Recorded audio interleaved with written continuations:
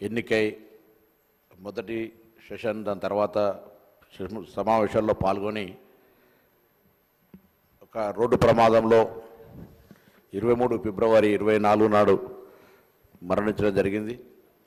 వారికి సభ పక్షాన హైదరాబాద్ ఇన్ఛార్జ్ మంత్రిగా ఆ రోజు చనిపోయిన వెంటనే ముఖ్యమంత్రి గారి సూచన మేరకు ఆదేశం మేరకు అక్కడికి వెళ్ళి ప్రభుత్వం తరఫున కూడా అన్ని చర్యలు తీసుకోవడం జరిగింది.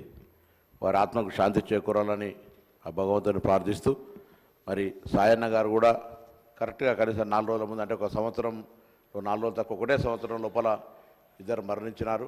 ఒక యువ శాసనసభ్యురాలుగా హైదరాబాద్కు సంబంధించినటువంటి నగర అభివృద్ధిలో ఉన్నటువంటి ఒక 15 మంది శాసనసభ్యుల్లో తను కూడా ఒక పాత్ర వహించి ఈ హైదరాబాద్కు సంబంధించిన అభివృద్ధికి ఒక భాగస్వామిగా ఈ యొక్క యువ శాసనసభ్యురాలుగా ఉంటుందని ఆశించాం.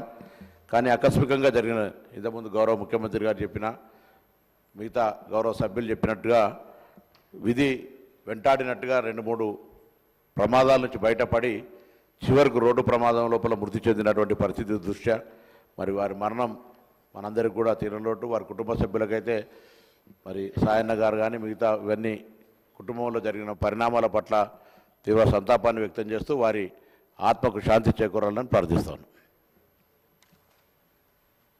శ్రీ బలాల గారు.